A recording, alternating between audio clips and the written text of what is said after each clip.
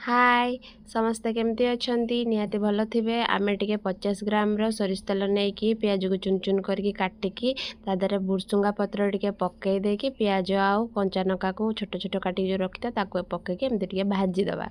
आज जेहेतु गुरुवार तेणु आज तो नॉन वेज हबन ना, आज तो भेज रे करके खाइबू।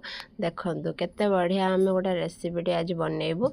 एथिरे आमे ऐड कलु किछि परिबा जोटारे कि आपनकर गाजर अछि, कैप्सिकम अछि, आलू अच्छी आमर बीट अच्छी आउ आम कि लुण पकई देके आपको आम एमती भाजी दबा।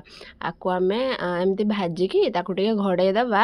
आप 2 मिनिट घड़े देवे टे सीझापी टे हाफ सीझ तापर आम एमती सिमई को घीरे भाजिकी रखीलु ताको आम ये पकई दबू। पकईदे भलसे घाटी दबू। घाटी दे सारापर ताको आम टिके पानी आमे तादरे ऐड करू। आपन फोटा पानी टिके ऐड करेंगे तादरे ठंडा पानी ऐड कले सेटा भलसे हुएनी। ताको आमे निहाती आपन 3 मिनिट खंडे छाड़ीदेवे। 3 मिनिट पर आपन ताको एमती देखो पानीटा मरीगलानी केते बढ़िया आमर हे आसलानी। आपन एटाको एमती उपमा करके खाई परिबे।